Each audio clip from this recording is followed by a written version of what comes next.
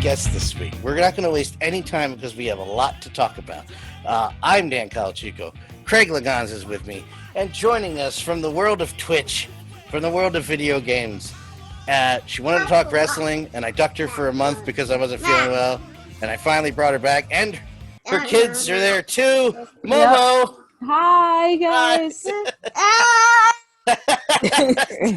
Good timing. Come on, guys. Yes, great timing. That's why I've heard that's what happens when you have kids. Is timing is always great. Yes, timing is always great. It's okay. I'm not going to say a word. And you know, I didn't know it was bring your kid to work day, so I brought mine too. Your kid's there too, though, Craig. Yeah, right here. My kid's there too, but he's an old dachshund and he's under the blankets. If I touch him, he's going to just look at me like, "What'd you wake me up for, a-hole?" So I'm just going to leave it there. So we have current news to talk about. I figured we'll talk about wrestling first, end it with the nerd stuff because something very significant happened. In the world of entertainment in general, but there is that nerd superhero connection. We'll end with that. But first, to wrestling, let's do this one first. Brock Lesnar's gone from the WWE. Is that breaking news? Is that breaking news? Is that breaking news? Is that confirmed? Both breaking news. It is confirmed that he's not signed a new contract. Okay. Momo, you're saying yay. Not a fan of Brock? I'm saying yay too, but go ahead, Momo. I was never a Brock Lesnar fan, to be honest. Like I felt like he was always like, and he's even said it, like he's always been like a very standoffish person. And obviously, you know, him breaking the streak was not my favorite. Oh no! Oh god, I can go on a full rant about that. Why don't you? This is your time. Okay, so my biggest issue with Brock breaking that streak is twofold. One, it shouldn't have been somebody who was a part-timer. Sure. I think it was like, you know, it should have gone to somebody like a Bray Wyatt or even a CM Punk. But of course, Bray Wyatt was facing John Cena at the time. That was my first thing. Second thing is like the whole idea of the streak was you couldn't cheat death, right? Right. Okay. You can't cheat death.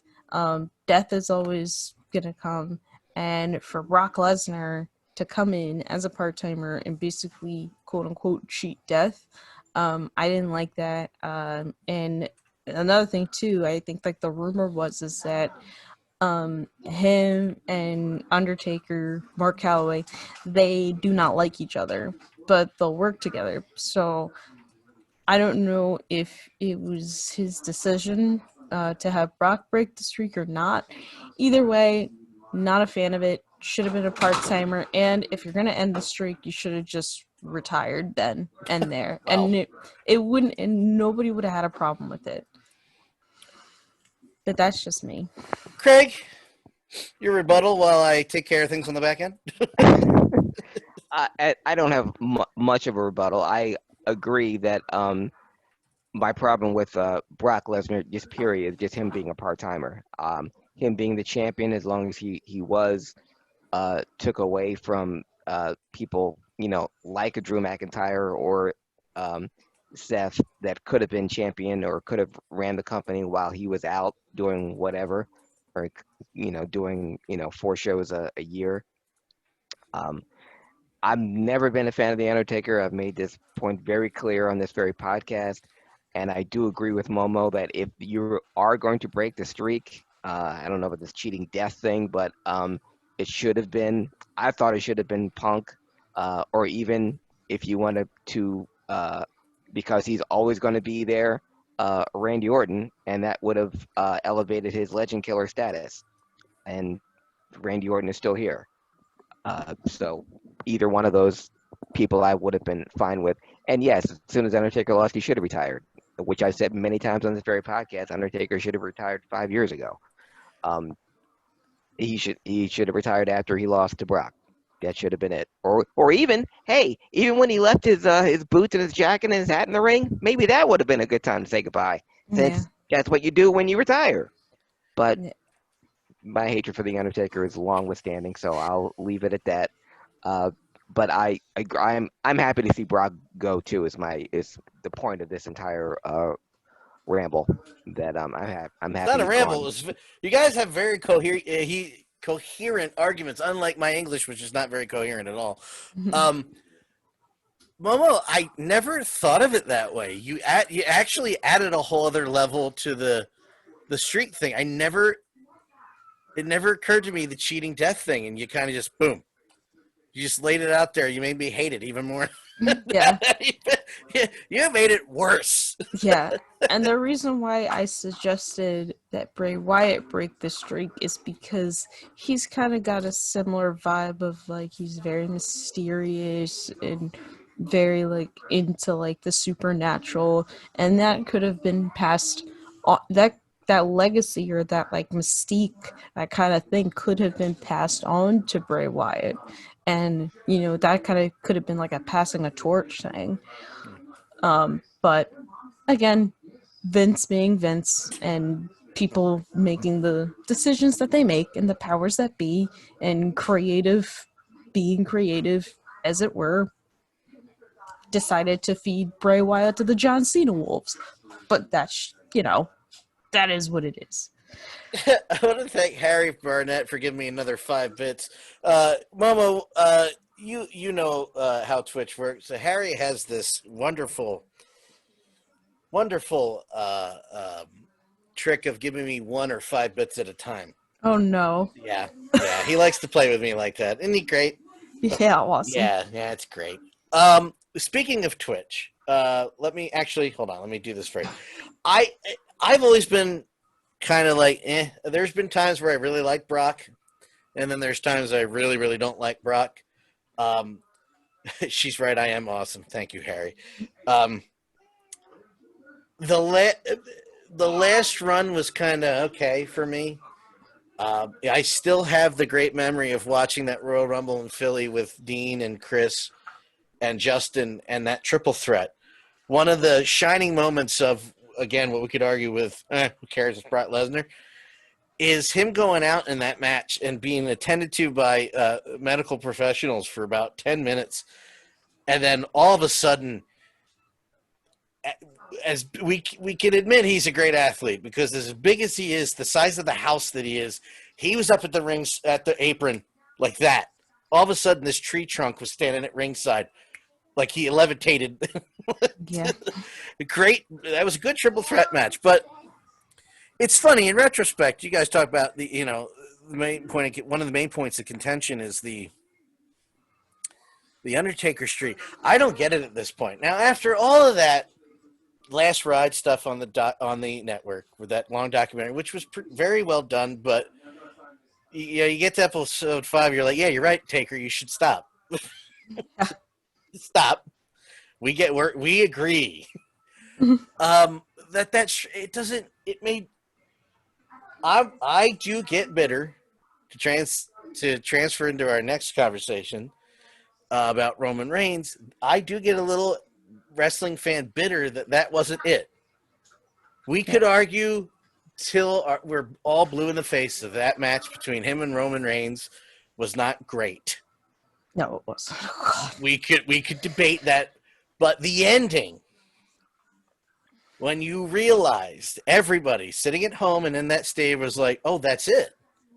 This is actually it this time. Mm-hmm. Like, Craig, go ahead, Craig. Yes, that should have been it. Yes. And for someone like me, who was ready to say goodbye to him years earlier, to do that, to make the symbolic gesture of leaving your coat and your boots and your hat in the ring, what better way to go out? That was like Michael Jordan in Game 6 against Utah. You go out like that, you make the last bucket in the championship game as your last shot. That's how you go out. Anything you do after that, basketball related, kills, tarnishes your image. You guys weren't old enough to see Muhammad Ali fight in his last fight, and be grateful that you weren't old enough to see that, because But that's what watching Undertaker was in the last 3 years. Watching Michael Jordan with the Wizards. Michael Jackson with the Wizards. Wow. I would have paid to see Michael Jackson with the Wizards way before I would see Michael Jordan with the Wizards again. Okay. All I right. actually remember that. Yeah. But you see, I was tainted though, Yeah. and that's exactly what the Undertaker did by coming back after leaving making the symbolic gesture and making the big deal out of walking away. So No, at that point, there's no point to it. Like, no, there was no point it was to worthless at that point. Yeah, Exactly. it served no purpose. Once he came back after the hat and the boots, it was like, well, it's like, what are you doing? First of all, it was like, why are you coming back? And second, he was injured beyond all reason throughout the years. It was like, dude, no, you have nothing to prove. You've had a tremendous career. You've had all this stuff. You don't need this. That's You it. don't. Momo, you put it perfectly. We're not sitting here saying, screw you, Undertaker, you're terrible. Well, Craig is, but he doesn't like the Undertaker. But we're not saying, screw you, Undertaker, you suck, go home. You don't owe us anything else. Exactly. Nothing else you did that you needed to do that ever you didn't need to prove anything. I'm not going to, listen, if he wanted to prove something to himself, I'm not here to tell him how his legacy should end. I'm not about that. But as far as us, you didn't owe us anything else. That is a career that 300 people will never, ever be able to replicate in 100 years. Craig, I see you wanted to say something. I agree, Dan, and he doesn't owe us anything. And I don't hate the Undertaker. I love Mark Calloway. I was love kidding. Mark Callis. But but I've never been a fan. I never got the whole mystique. I never got the Undertaker. That being said, I can't deny his impact and his place in professional wrestling history. It's unparalleled. And in knowing all that, Michael Jordan of all people said this about retiring. I'd rather people say, why did he leave, rather than why didn't he leave? Yeah. Yeah. Something occurred to me just listening to you talk, Craig, and I think I don't want age gap. I told Harry how old you were last week. This week we were talking about Chadwick, which is why I asked you how old, to double check your age again, because one of the things Harry said to me, like, he's what? I said, yeah, Craig. I mean, yeah, Harry, you know the expression that Craig tells me almost weekly, black don't crack? It's a true thing. It is. It's absolutely true. I look like I'm 50. I'm 37. It doesn't help the sandwiches, but no, the age gap. And I think I figured out, listening to you say something, Craig, just now, where when I was 8 when the Undertaker came out to the ring the first time. For an 8-year-old, that's more believable. To you, who've already been watching wrestling for 20 years at that point, I'm not trying to age you that much, but Yeah. you know what I mean. You've seen wrestling at the Philadelphia Arena, the Spectrum, and the Center, okay, and the Civic Center. So my point is you're already a veteran viewer at this point. You've seen Mean Mark Calloway. You've seen the Undertaker gimmick and gone, well, this is stupid. I hate this. As a kid, though, it's like you believe that, right? Of course. Yeah. A certain amount of believability where this guy is got the power of the undead, and he cannot be stopped. So it's a little different. I'm still mentally 8. Well, thanks, Harry. But Dan, I understand completely. I had the exact same conversation. Hold on. with This went from Brock Lesnar to Undertaker. I love it. like that. But I had the same conversation in 19 with 19. I'm dating myself, but with guys that my first real group of friends in the 90s and 2000 when we were in an improv group. Yes, I'll admit that out loud. But they were all wrestling fans when we first bonded. And I got it because with them, they were all Hulkamaniacs. Well, And in 1984. But I was 17 when Hulkamania started. So I had already seen Hogan in the AWA and even when he was in the WWF in 79. So I was, had I been 8 when my best friend Avish first saw him or 10 when my best friend Mike, I would have bought the ice cream bars. I would have been decked out in red and yellow. I would have had the foam fingers, all that. Yeah, Because but I then was you would have felt worse in the 2000s when that article came out, that video came out. yeah, Yeah, Yeah. now you don't have to. You don't have to claim that. so for my but when you're saying, well, you were 8 when you saw the Undertaker, and that guy, I'm never going to begrudge anyone for being an Undertaker fan, because if that's who you grew up on, that's your first meeting with the Undertakers when you were a child. That forms everything Yeah. going from here on out. I had already seen Mark Callis That's in what I said. Yeah, WCW. that's what I Yeah, said. I'd You seen were him as done the at best. that point. Yeah, I'd seen him as the Punisher in World Class. I saw him as the Master of Pain in Tennessee. God, you're I've old. seen like 4 different iterations of this guy. So I see him walking towards the ring. I think, oh, good. To me, he was Kevin Nash before Kevin Nash. He already had 5 identities Oh, before he settled on one. hold on a second. Oh no. Hold on. I love Kevin Nash dearly. As do I. Another guy we could argue about how he treated other. I don't care. The reason why people get paid is in part now to Scott Hall and Kevin Nash. So I don't. I am, as you know, I'm in the early '90s, going back chronologically through the entire WWE network, and I hit Oz's debut. Holy shit! That is the dumbest thing. I don't have memory of the original debut. I know Oz existed. In my head, I could see Kevin Nash as Oz. Later on, I can hear him arguing with Dusty that Oz is a geographical location, not a person. It's the Wizard of Oz, not but I never saw the debut with Kevin Sullivan as the Great Wizard coming out. Welcome to Oz with the whole, Oh with God. all the characters. Yeah, What a yeah. cluster F, dude. Yeah, well, imagine watching it live on Clash of Champions. You can't. I'm coming home from work and I can't wait to see it. And I watched it live. yeah, I was yeah. a kid though, so I must have like blocked it from my mind. And I saw it again. I pause it, but Oz is, I mean, Ozma. Well, Purple Flavor Trash also had a great line earlier. I'll have to reread it in a second. But I was rewatching this. And I was like, Kelly, I pause it. You have to see this. And the look on her face was just probably, Craig, what you saw when you watched it live, going, what? Why?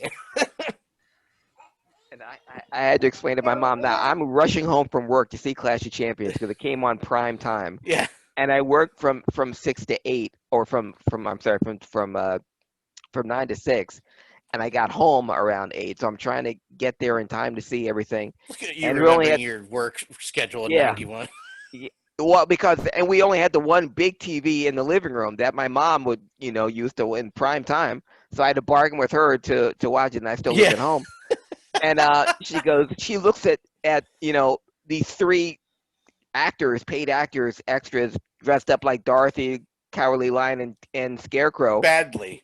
staring at this big giant screen for what seems like 20 minutes, and nothing was happening. And she goes, "This is what I gave up my TV for?" If we didn't have the extra cable box in the bedroom, my mom probably would have thrown it off at that point. Yeah. I just said, I'm not watching this crap anymore. By the way, Purple Flavor Trash with the line earlier talking about Michael Jordan. I'd prefer to see Michael Jordan in The Wiz. Oh. But bump, yes. But bump. I prefer Michael Jackson on the Bulls and not the Wizards. I get it. Dan, your background looks different, as if you have a funhouse in your mobile home. I'll say this, you guys mentioned Hulk Hogan. It's funny that you guys mentioned... No, it's funny that you mention Hulk Hogan along with Undertaker, because it's funny because I was just talking about this with somebody the other day about how Hulk slammed Andre, and he said if that slam doesn't happen, we don't have all the gimmicky stuff that we got. True. And so it's would we have Undertaker if it not had been for that slam? Hey, Craig, this is when you come in, sir. I still think we would have. And Momo, I don't know if you listen to the podcast regularly. I mentioned on one of our segments, of Wrestling Historian, I saw Hogan slam Andre in July of 1980. Yeah. At the Spectrum. Yeah, I remember that podcast. Yeah. Okay, yeah, and he had been slamming Andre all up and down the East Coast, leading up to their showdown at Shea, where he did it again. So him slamming him at WrestleMania, to all the uninitiated WWF, oh my God, it's never happened before. And even the late great Kamala did it on Saturday morning So I was about to TV say, yeah. in the Mid South. Yeah, so I still believe I take your point. I still believe there would have been an Undertaker even if that slam hadn't occurred, and it was a big momentous occasion for WWF fans, for wrestling fans. It was the hip toss heard around the world. It's funny. Harry just said the butterfly effect. If Hulk hadn't slammed Andre, he may have gone on to do good with his life. Well, I don't know. I still think he's an a-hole as a person, but I'm not allowed to talk about that anymore. I do too. Yeah. We're- Yeah. Well, we're all It in is what it agreement. is. but Sure. but yeah, and because he is like Undertaker, his contributions to the professional wrestling can never be understated, and they're unmatched Sure. by anyone. So we can divorce one for the other. Exactly with the Undertaker. I know we were originally talking about Brock, but now that he's gone, that leaves the door open for one of the people that would have had a fine reign if in Brock's absence had he stayed away, is now getting it now. Roman Reigns. Momo, in your opinion, is this too little, too late? It, I mean, at this rate, I mean, now that he's with Paul Heyman, and wrestling fans, Roman Reigns with Paul Heyman is a good thing. Yes. Yes. If you're complaining about it, Good thing. stop. It's a good thing because, like, let's be honest, is Roman Reigns a good? Is he a good promo guy? No. Is Paul Heyman a good promo guy? Yes. And it's the same thing that happened with Brock, is that Brock's not a talker. He never was. But Paul Heyman is, so he can talk for him. And I don't think, like, even I don't know if CM Punk was always the best talker, but he got with Paul Heyman, and that was a pretty darn good storyline. So do I think it's too little too late? My biggest thing is we will see where it goes. Because Roman's a heel now. Yeah, I mean, he's it's a pretty heel. much I mean, he was booed out of the building when he was supposed to be the top face in the company. So now the WWE just pretty much let the toothpaste out of the tube on that one. Let's just if you're going to boo him so much, let's just give you a reason to boo. Anyone with Paul Heyman is going to get booed. Yeah. So and Heyman just equals heat. So now we have Roman with Paul. But who are your faces now? As obviously Braun Strowman for whatever reason, but is I don't know either. but what is Bray Wyatt? What is the Fiend? What is he a face now? If you're going to have a feud with Roman's obviously the heel with Heyman. So who's going to be the face? And I'm saying all this is happening now with no audience. Do you hold on to this till we get audiences back, or is this going to be a couple of months and then when the crowds come back it goes away, or are we going to hold on to this until we can go live at a Survivor Series or something? Dan? First thing I want to say is, why are you stealing my segues, man? I apologize. You can have your segue back. No, I'm kidding. It was perfect. I told you when I brought you on the show, anytime you want to take over with the flow, do it. It's our show, not mine. I just didn't expect it. I was like, well, all right, Mr. Lau, that was good. Here, I've been thinking about this ever since Momo said I want to talk about Roman Reigns, and so I went back and watched all the clips because after SummerSlam, I stopped watching again. There's hockey playoffs. When hockey playoffs is over, I might put more time into it, but the Flyers have given me a coronary every night, so I've been saving the heart attacks for the hockey instead of the wrestling. But with the Thunderdome, I really think this is. I love it. My personal feelings. This is awesome. You and I have been talking till we were blue in the face for 4 years now. By the way, you've been on the show pretty much that long. About how he needs somebody else. I've been saying since day one when S.H.I.E.L.D. broke up that he needs to not say a word at all and just be a badass and just run over everybody. If he's your guy, Roman Reigns, he's a damn good looking guy. He looks badass. Well, I think he's damn good looking. I think he's good looking, and people around me think he's good looking. What, Craig? What? Go ahead. I was going to echo your statements. He all of the above. He's a great looking guy. He's what he's not though is The Rock. You know, Right. you can't get another half black, half Samoan person in there expect the same results as the Dwayne Johnson. But I'm saying, as much as Vince throws stuff down our throats, I always felt the Roman Reigns thing was half-assed. Not that they weren't trying with him, but because the crowd wanted something else, and Vince was adamant about what he wanted, it always felt half-assed that it was never going to last long. Like a Sting World title run. And I love Sting, but goddamn it, he never held that very long. Pain in the ass, bookers. I've wanted him at the top. I wanted him John Cena. At the top, unkillable for months at a time. And I don't think we ever really got that. People argue with me like, what do you mean you haven't? But it never stuck because you always argued about it. Now we have bad guy Roman Reigns. And see, I got the what? I got it already. It always felt half-assed to me because I knew they wouldn't stick with it. Even though they pushed it. But it would always be half-assed because that's not what the fans wanted to see. So it felt like, what the hell am I investing my time into this for anymore? Now, you have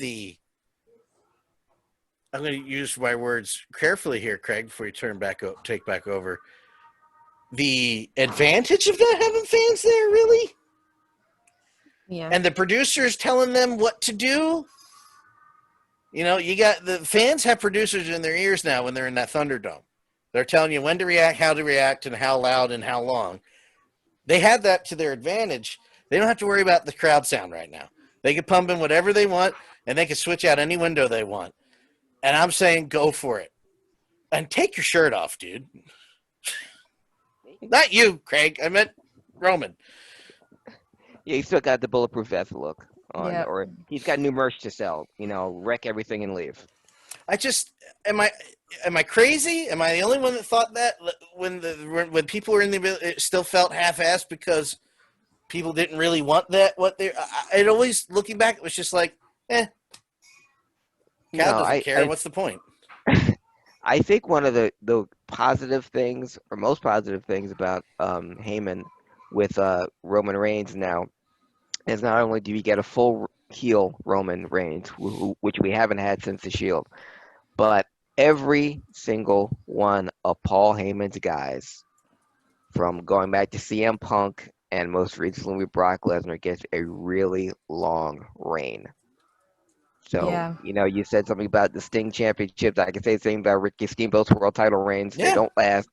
But with Heyman's guys, CM Punk had the longest reign of anyone since Bob Backlund.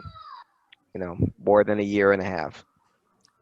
Brock was another one that held it for more than a year and a half.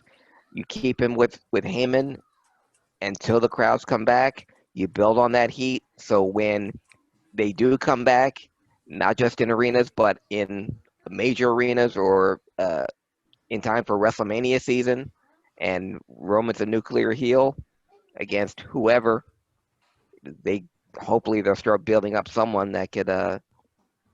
It's going to be epic. I'll say again, Momo. I don't know if you agree with me or not. That's my way of bringing you back in. With the underground, or not just the underground, but with the Thunderdome, you do have a little bit. You're not tied to crowd reactions. I think that's also a good thing because a booker or a writer. Sorry, reading the chat too. A booker and a writer can suggest things that maybe they didn't have leeway on when it was on track and everything was 100% the way it should be. Mm-hmm. I don't know. I just think want him to be unstoppable. Go ahead. I'm sorry. I think in a couple of ways, with there not being a crowd, there's not that immediate knee-jerk reaction to be like, oh, we have to do this or we have to do that. There's sort of like they're sort of taking a step back and saying like, okay, we have our product, and it's like, and it's like running any sort of business. It's like taking a step back. It's like you're looking at it at face value. It's like, okay, here's where we're at right now. You know, we have our product, and now we can actually take our time to observe it, you know, analyze it, take notes on it, what's working, what can we improve on.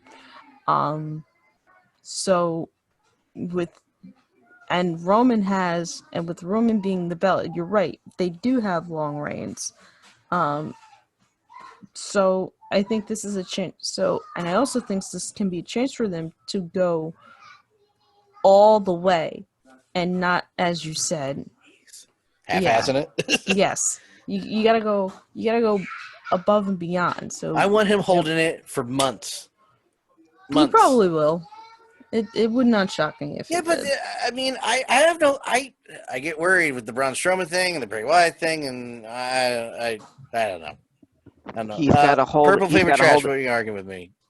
Go ahead, Craig. I just needed an answer. He's got a hold till at least WrestleMania. Same thing with Drew McIntyre. Drew McIntyre has probably gotten screwed more than anyone else because of this pandemic. So he needs to be champion by the time we get crowds back. So both of them should be champion by WrestleMania. No interruptions.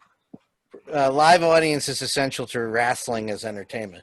No, I agree with you. But that's what I mean. The show has changed. So it's because you don't have the audience, right? He can only do so much. But I'm saying this is their chance to try different things that they wouldn't necessarily want to try because they're on a certain track with the crowds being there. Without the crowds being there, I think it does the obvious. You don't think they're ever going to bring crowds back? Ever? Oh no, they'll bring the crowds back. They have to. Sure they will. They'll bring it back. Vince They will have try to. it first and kill like 30,000 people. You know, they need the revenue, and they need the business, and they need to sustain themselves. And wrestling needs crowds back. I was saying, everything because they have full control. Oh, in that way, no. Vince will definitely bring crowds back because he needs money. He needs the revenue. He needs the fans there. Absolutely bringing crowds back on TV. I don't think. I think the house shows might be little or none when this. Yeah, I think he'll coming back when we do trickle back. It'll be obviously the live shows, Raw and SmackDown, and then just leading up to the pay-per-views. But no, I don't think we're going to see house show wrestling at least till 2021. Yeah, and then you got to consider: are people willing to come back immediately? Too. I think at first they will because it'll have been so long, but if the writing is just the idea that hold on. Chat going. The idea that they never bring the crowds back is absolutely insane. Yeah, this is their most profitable year because they fired 30 people, and they're not traveling the states. That's why they're making money out of the ass, which is fine. Happy for you, great, pay the talent. But absolutely, whenever things go back to a normal touring thing, crowds are coming back. They already tried it in AEW. I was saying this on the Stadium Journey podcast last night. And at this point, I'm tired of arguing about it. It's not insane. It's just wrong. Okay, I agree, but I didn't want to tell him he was wrong because he'll argue with me for another 3 hours and DMs that I didn't feel like dealing with it. You don't have to deal with Harry. I do. At this point, I'm tired of arguing about where people should be and where it shouldn't be during a pandemic. I don't care. I'm exhausted. Do whatever you're going to do. I'll do what I'm going to do, and we'll be fine. I absolutely think that sports before the year is out or after the new year, I don't know why I was looking at my watch to tell you time of year, are going to start trying to put people in seats. I just have the feeling. I know Vince at the back of my mind somewhere wants to start housing people at that arena as soon as humanly possible. Because Trash, don't argue with Harry. He actually doesn't care. It's pointless. The Thunderdome looks fine. It's just not the same. The NBA looks great. I think, and I said on the show last night that the NBA did the best with their playing field, and the area with putting screens and the crowd in the screens. That looks the best on TV. NHL looks like there's this big empty space. The WWE looked horrible until they moved to the Amway Center. I think it's much better. It's an improvement, but not the best. NBA still figured it out as far as I'm concerned. Honorable mention to the MLB for putting, especially me, in the cardboard cutouts out in Citizens Bank Park in the Phillies team. That looks okay. Yeah, I paid. Are you out there, Dan? Okay. Oh, Yeah, you have to pay to get on there. Oh, okay. you have to pay. You have to pay $40. Okay. I'm in section 229. No, I'm in section 129, which is better seats than I ever afforded when I was actually there. Yeah, Preston and Steve were talking about they have better seats at the cardboard cutouts than they did at the actual. And they're Philadelphia royalty. At the actual game. And they couldn't get better seats. Yeah. But I do think Vince is going to be. I know Vince is going to try to be the first one to put people at, like, I don't know, every other 6 seats in a row. He's going to do it smart. He's not going to shove a bunch of sardines back into a can. He's not that stupid. Well, maybe he would. I don't believe he'll do that. I don't believe he's that dumb where he's going to be like, let's shove everybody in there. They're going to try first. And I do think sports, I know the NFL wants to, but the cities that the teams are in are going, nah, no, you're not. No, I don't know. I do think crowds are definitely coming back. It's just a matter of when and how safe. And if I'm going, probably not. Until Ghostbusters come out, and I risk going to the theater because I need that movie in my veins immediately. Go ahead, Craig. You mentioned something about now is the time to try something new and try to start something new during this time. When we get crowds back, does that hopefully that means the end of WWE Underground or WWE Fight Club? I've invested so little time. The only reason why I watched this week is Keiko was there.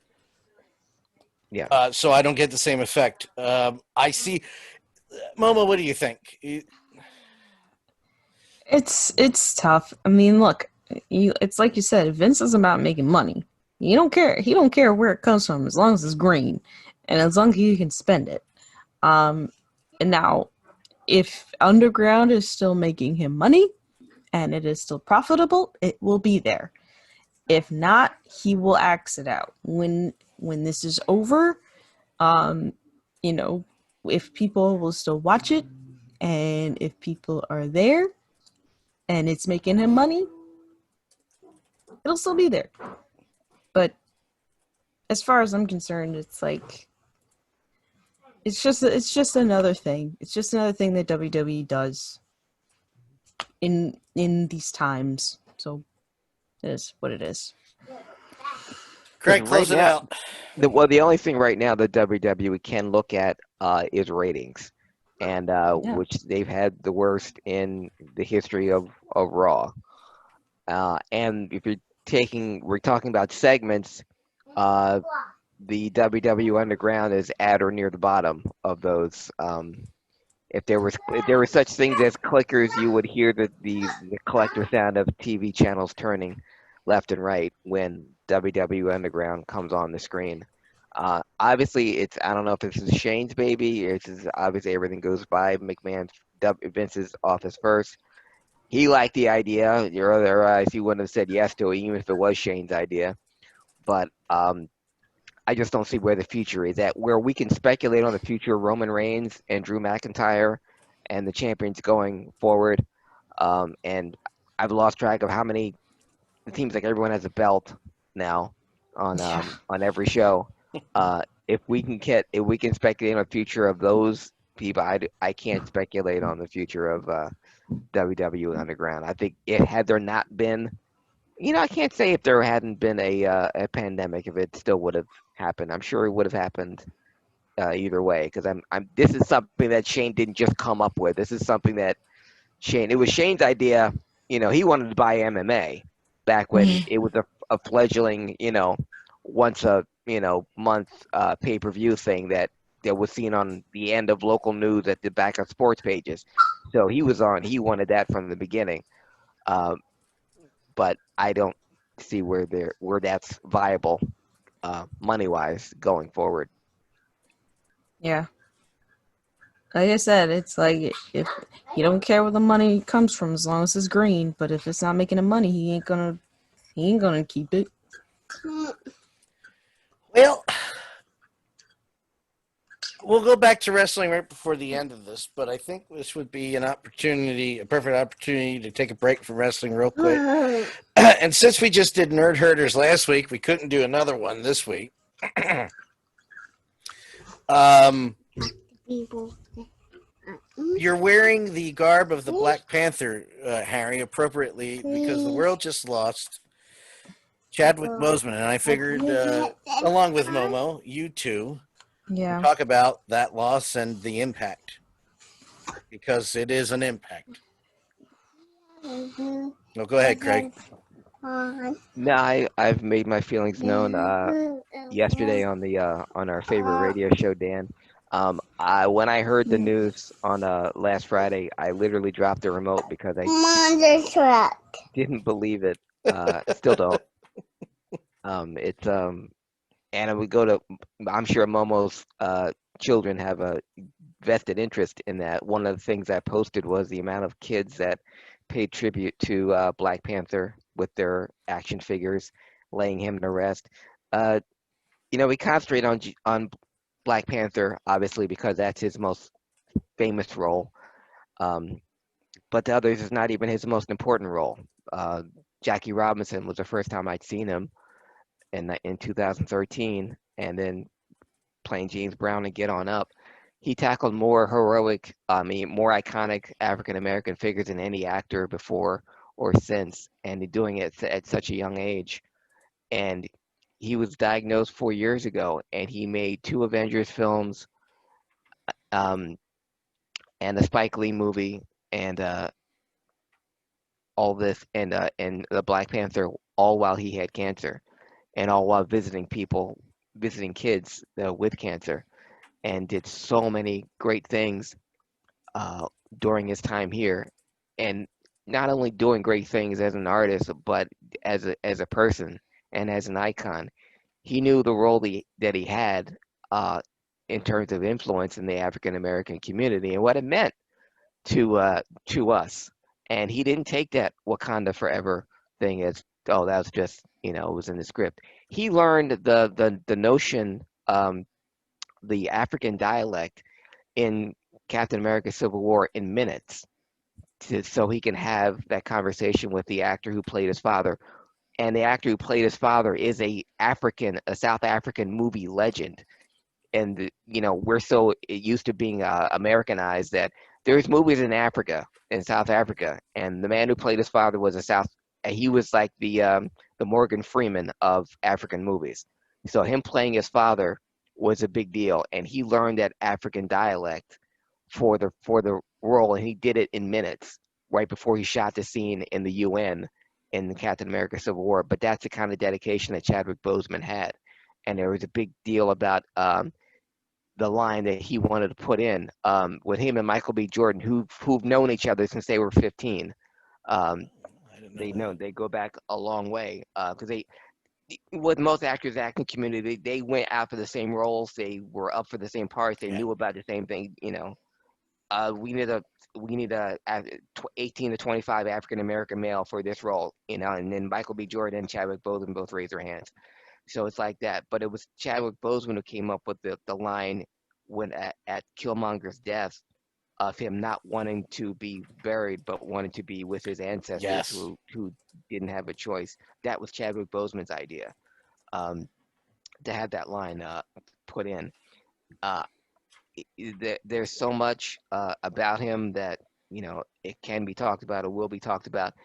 And I watched Black Panther and Civil War and Endgame at least once a week since Disney came on before he passed. So him passing was just like hearing a friend of mine had gone because I spent so much time with him. I mean, the Avengers Endgame scene where, Anthony Mackie had the line on your left, but him coming out of the light, seeing that in a packed, hearing that in a packed audience, still gives me goosebumps. Even playing it on YouTube or people that taped it there still gives me goosebumps. He was part of something that's bigger than he could ever imagine. But the thing is, he knew it. And I think one of the reasons why he didn't tell anyone or didn't say anything about his condition, because he spent all of his life wanting to make other people happy and wanted to make other people comfortable and want to make them feel included. You tell someone you have cancer, then you spend the rest of your life comforting them. You're spending the rest of the days that you have left making sure that they're okay. And that's not what he wanted to do. He wanted to go through his life without the stigma because I forget who said it, but you tell someone you have cancer or you're getting divorced, you get the head tilt. Oh, and he didn't want the head tilt. He wanted you to respect him and to enjoy what he had to offer without the stigma or the umbrella. Well, he doesn't have much time left. Let's be nice to him. That kind of thing. Can't Put the say, mic back down. I put the mic back down for this. Thank you. How much I love Chadwick Boseman and how much I love my Wakandan garb. Momo, please share with your thoughts. I don't know if I'm gonna get through this without crying, so bear with me. I'll be right there with you. It's funny.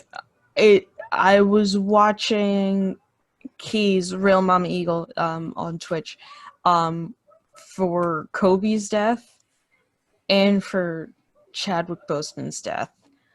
And when I first heard it, it didn't register to me that somebody who looked so so happy and so healthy and so he was so he was just everywhere, he was like every other movie, to pass on at 43, and I was just saying the whole time, you shouldn't be dying at 43, that shouldn't be happening.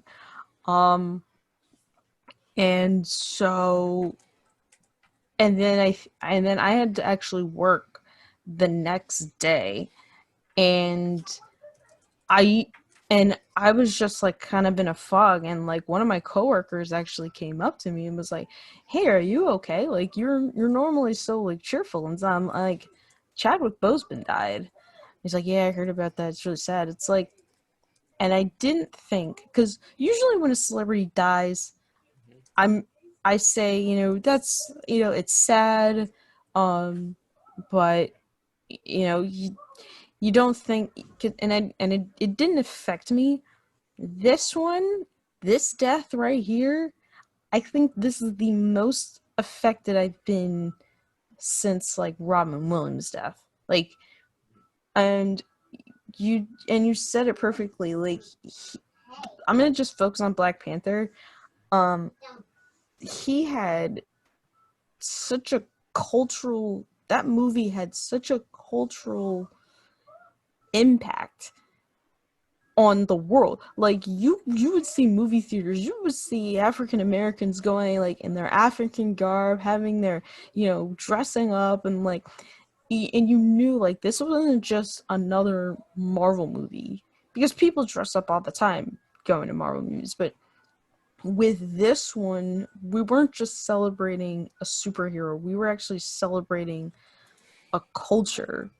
And for him to bring that to life, and for him to represent somebody who was not only a superhero but was a king. Like, people forget that he had to be a king, and he portrayed that so well, of being somebody who had to struggle, who also had those kind of struggles, wanting to do right, just doing the right thing, for his country and for the world. Like, and I think one of the most underrated scenes in that movie is towards the end, when they're at the UN, when he's talking about, like, we can't just, like, hide in the shadows and let the world basically, like, destroy itself. We need to actually, like, start trying to take care of each other. And you mentioned how, like, I have my kid right now, and it was on last night. It was on last night, and I was telling him, it's like, who that is? It's like, that's the Black Panther. And I'm gonna cry. Yeah, I hear you. It's something that, his he might not be with us, but his legacy will definitely live on, and his movies will live on, and the way he carried himself will live on. It's, your life is, I measure life as how you treat other people, and how he always treated other people, and how he was so humbled by how people accepted this role, and how he took it, and like you said, he took it very seriously. um we will miss him very dearly, um and may he rest in power. It kind of makes you wonder. If Marvel, if, like, a couple of people at Marvel knew, because the sequel to Black Panther was like booked, I think, what, 5 years out. Yeah. Yeah. You And got you got to wonder if they were preparing for the worst. If they were preparing for that, you don't know. They swear I don't. they swear they had no idea. They swear And no by it. one knew. Yeah, and none of his. But I mean, Spike Lee didn't know, and he spent um 2 months with him in an African jungle shooting the Five Bloods. So I don't think Marvel knew. But you have to. But Marvel's um plan.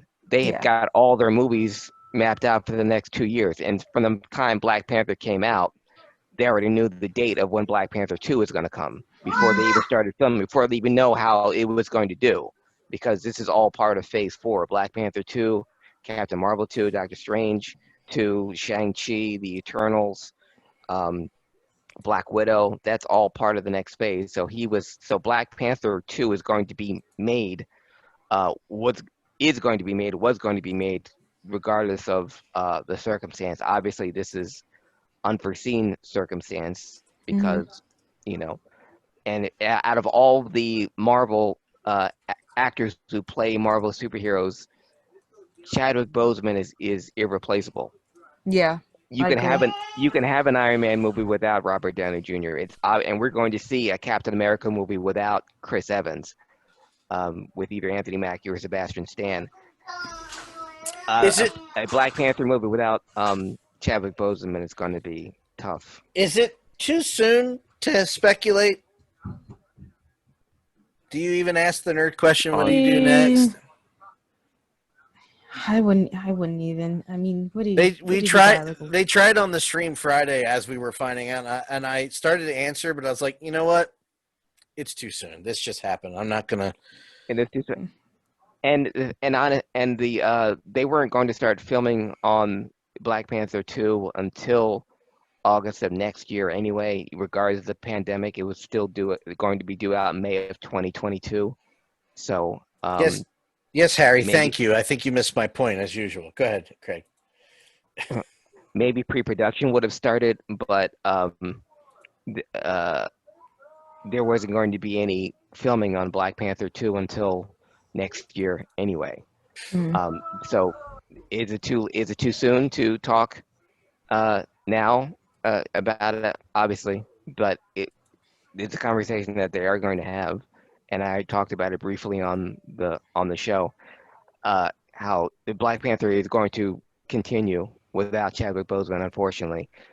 I don't have a problem with them recasting it, even though it's not going to be obviously it's not going to be the same, and it's going to suck. But 167 actors have played Sherlock Holmes. 145 have played Dracula on screen. Too many have played God, Tarzan. So if we have another Black Panther, I, I can understand. Yeah. Yeah. And the franchise has got to go on just because for us more than anything else. As much as we love Chadwick, we need Black Panther. Yeah, we do. More than ever now. Exactly. And that's what got me tearing up, Momo, was like watching it, seeing on the graphic another black man dead. And he of someone who was of noble, so who was so noble. You know, unfortunately, we so used to seeing uh, our people die needlessly, with no reason, with no consequence. So seeing him go was probably the most bitter pill to swallow. So that's why we need uh, a Black Panther movie, uh, just to honor Chadwick Yeah. because he gave it to us first.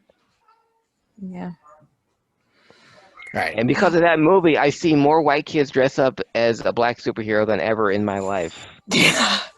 Yeah. One of my best friends, Kara, she's got two of the blondest Hitler Youth looking kids I've ever seen.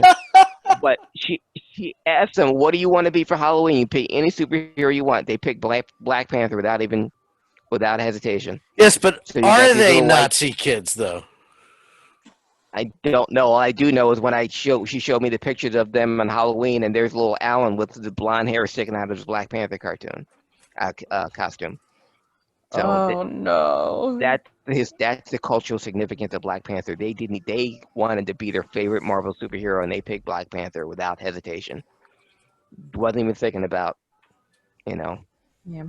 color of skin or anything like that. That's just the cultural impact of Black Panther. I don't know any other superhero that could have that kind of impact. Momo, we must have you back again where we don't talk about happy and sad things and only happier things. Before you go, I want you to tell us what you do on Twitch, where we can find you on Twitch. But before that, who's your favorite wrestler of all time? Oh. Oh, I did. I put you on the spot on purpose, didn't I? Oh, man. Boy. Because you told me one answer, and I'm wondering if it sticks. Oh boy. By the look on your face, it's got to be Baron Corbin. No, stop it. Heck no. Stop it. Heck no. Of all time? I mean, if you can't do all time, just say, Do you have a top five? in the top favorites? 5. Yeah. I don't know if I can name 5. Okay. I think 3. I'll name. Okay. I can name 3. I think CM Punk, Mm-hmm. Undertaker. Sorry, Craig, and sorry. That's I'm the sorry. best. That's the best. She was like, "You, Craig." I'm sorry. No, don't apologize. Please don't apologize. And I gotta pick my favorite female. Well, I can do 4. I pick 2 guys. I'll pick 2 girls. First girl is Lita, and second girl that I hope will come back. I'm still holding it out. AJ Man. Lee. Wow. Okay. I'm holding out hope. I really hope she does come back. I'm She holding was out great. hope. Yeah. Okay. And Momo, I know your time is short, but we will get you back on. You know what? Let's make it for another month from now. Okay. We'll bring you back on, and we'll talk about things that aren't always all sad. Until then, please tell everybody, because you supported me, and I like going to your channel whenever I can. So please tell me where that is and what you're playing right now. All right, guys. So I am MomoChanJones on Twitch. You can find me on Twitter at MoCJones. You can find me on YouTube at MomoChanJones. I stream on Twitch on Monday and Wednesday nights at 10 p.m. Eastern. And the next stream, which is in a little less than a little less than an hour, I will be starting Samurai Jack Battle Through Time. And we'll probably be rating that channel after we're done. We're going to try to get Wrestling Historian. Real quick, Craig, where can people follow you on Twitter? You can follow me on Twitter at Craig Lagons, CraigLiggeons. Follow me. And Shit. Sorry. and Facebook and Instagram at the same name. Go. Follow me on social media. DanLaw83. VOCNation.com to listen on the computer. Go on your smartphone. VOC Nation Radio Network on all podcasting apps, or just watch live on Twitch or YouTube.com/DanLaw83. For Momo and Craig, I'm Dan. See you next time.